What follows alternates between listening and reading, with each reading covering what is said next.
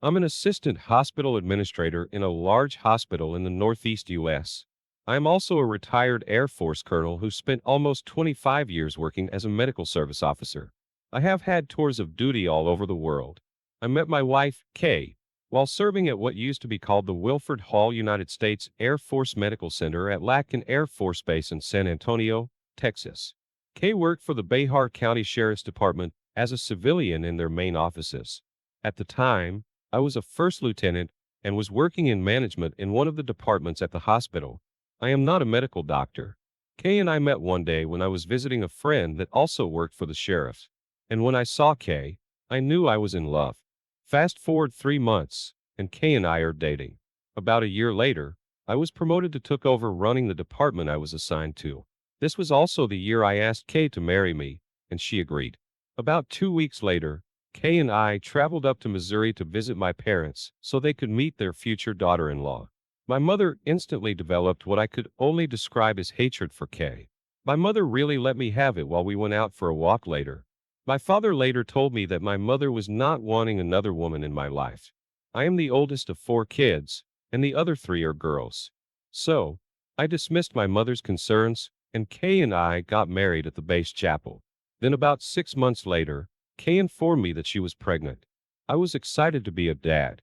Then, not long after this happened, I received orders to Okinawa. My oldest daughter was born in Okinawa. About a year after this, Kay's father passed away, and she took the baby and returned to Texas. Her hometown is Waco. I was not able to join her because of pressing issues. Then, about a week later, I received a letter from Kay saying she was not returning. Her mother needed her. I understood this, so I moved into a smaller place and finished my tour. My next duty station was Maxwell Air Force Base in Alabama. By this time, Kay had joined me. All seemed well. While at Maxwell Air Force Base, Kay got pregnant with my second daughter. I spent almost 3.5 years at Maxwell Air Force Base. It was in our last year there that I started to notice Kay was starting to get distant. Sometimes, I would wake up in the middle of the night, and Kay would be sleeping on the couch. By the time I got orders to Langley Air Force Base in Virginia, our bedroom was dead.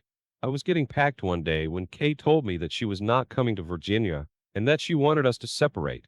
She wanted to move back to San Antonio and go back to work for the Behar County Sheriff. I really had no other choice. I agreed and went east, and Kay went back to Texas. While in Virginia, I was promoted to major and was in effect running one of the departments at the hospital. I also knew I had lost Kay. I was not under any false beliefs I could save my marriage. So, I called Kay and told her I was going to file for a divorce. She started crying and said, no, she would be in Virginia as soon as she could work out a notice. She drove from Texas to Virginia with the girls and their clothes. Of course, I was happy to see my girls. That day they arrived. I think I was the happiest man in Virginia. Over the next few months, I spent a lot of time showing my girls the area. Kay found a job working for one of the local police departments, and all was good. Even the bedroom was back to normal, at least for a while. Kay normally got home before I did. Then one day I was not feeling well, and the colonel let me go home. I got the mail and seen our cell phone bill. I opened it and noticed a lot of calls to San Antonio in it. I never counted them, but there were at least 4 calls a week, all to the same number. I placed the bill in my car and spent some time thinking about that phone number. So I used a trick to disable caller ID and dial that number. A man answered the call. I quickly said wrong number and hung up. About this time, Kay came home from work. She asked me if I had fetched the mail, and I said I had. She said the phone bill was due. I said I had not seen it. The next day I was back at the hospital, and I got to thinking about the fact that Kay had worked for the sheriff. It was really beginning to bother me about who that man was. So after a lot of thought, I decided to attempt a ruse. I called that number and pretended to be a police equipment salesman. The man said the department he worked for got their supplies with another company. I asked him what his name was, and he said, Hank. I then asked him if he would give me his email so I could add him to my list of police officers. I send a magazine to every 3 months. He said no, and we hung up several days later. I noticed Kay was bothered by the fact our phone bill had not arrived. I knew something was not right and stopped playing detective. One of the sergeants in my department had just recently been divorced. I asked him to come to my office. He came in, and I asked him to tell me his story. He told me one of the chaplains gave him the phone number of a guy that is a go-to person for any information needed when it came to a cheating wife. That afternoon I called that man, and we spoke for several minutes. I told him my story, and he suggested a private investigator. He told me what the private investigator charged. It was not cheap, but this man said if it can be found, he will do it. So I contacted him for one purpose, to find out who the man was at that number. All I could tell him was he was a cop in Bayard County, Texas, and his name was Hank. Several days later, I had his full name and where he worked as well as his address.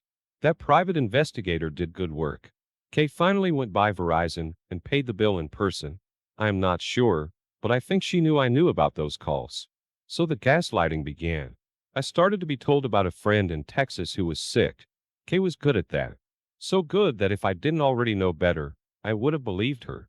Then several months later, Kay said she wanted to take the girls and go back to San Antonio. I was against it. Still Kay went. I called a good friend who was a civilian employee at Wilford Hall in San Antonio about Kay. He said he would keep an eye out for her. I gave him Hank's address. About a week later, he sent me several photos of Kay with Hank in his house. I knew then this is where Kay was living. I asked for and received 10 days of leave. I was on the next flight out of Norfolk headed to San Antonio. I also had that man who gave me the private investigator's information with me. It's a long story, but he wanted me to meet some other men and come join them in a group session with a great lady who is a therapist. After showing this man the photos of Kay and Hank, he said, "Let's go." He and I arrived in San Antonio and got rooms about a mile from where Hank lived. The morning we pulled into that driveway, I seen Kay's car next to Hank's vehicle. The man who was with me was the one to knock on the door. Remember, Hank is a deputy sheriff, and this is Texas. It was Kay that answered the door. And once she got to the door and saw me, she started crying and slammed the door. This man and I almost came to blows as he forcefully pushed me back to the car.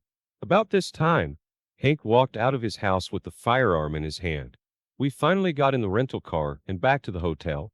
Several hours later, Kay called me. She was wanting to speak to me and was asking who that man was. I said, it was not important. What was important is you are cheating on me and have been doing so for a long time. I want a divorce and will be filing once I get back to Virginia. Kay begged me to tell her where I was, said Hank was a mistake, and if I would give her another chance, she promised to fix this. I just shut my phone off because of the tickets. We had to wait several days to return to Norfolk. Finally, when I got home, Kay was there. The man was going to drop me off, but told me to stay away from Kay. He let me stay with him and get my bearings. I later learned that all it took was 6 months in Virginia as a service person to be considered a resident for a divorce. So I filed for divorce. I had photos of Kay with Hank. Kay attempted to say we should do this in Texas, but the judge correctly quoted Virginia law. The judge also listened to my story, and the man that was with me also testified to what he saw that day. Kay was fighting the divorce and was begging me to hold off and agree to marriage counseling for the girl's sake. It took 2 hearings and a lot of meetings, but Kay and I were divorced. Kay got the girls and was allowed to go back to Texas with him. However, by this time, Hank was scared of her and he refused to let her move in with him. So, Kay came back to Virginia where she still lives to this day. About 18 months after my divorce was final, I got orders to Edwards Air Force Base. I stayed there for almost 3 years. I was stationed in bases in Ohio, Florida, and finally back to Texas where I retired as a colonel about 5 years ago. I got a fantastic job in the Northeast U.S. where I am still living. My girls are now in their 20s. They are married and both have kids now. Kay never received any spousal support from me because we were not married a full 10 years. She is not entitled to any of my retirement and lost all her dear's access. I did pay child support. I did remarry and live with my wife Judy in her old family home out in the country. My daughters over time started to understand it was their mother that caused our breakup. They forgave her for it. It was about a year ago when my oldest daughter and her husband came for a visit. She told me the whole story about Hank, who he was and why Kay broke up our marriage because of him. It's an old story. Hank was her high school boyfriend. He was also from Waco. What happened was Kay was not his first choice. He was not interested in Kay until after Kay and I got married. Then this other woman got married and moved away. Then he rekindled their romance.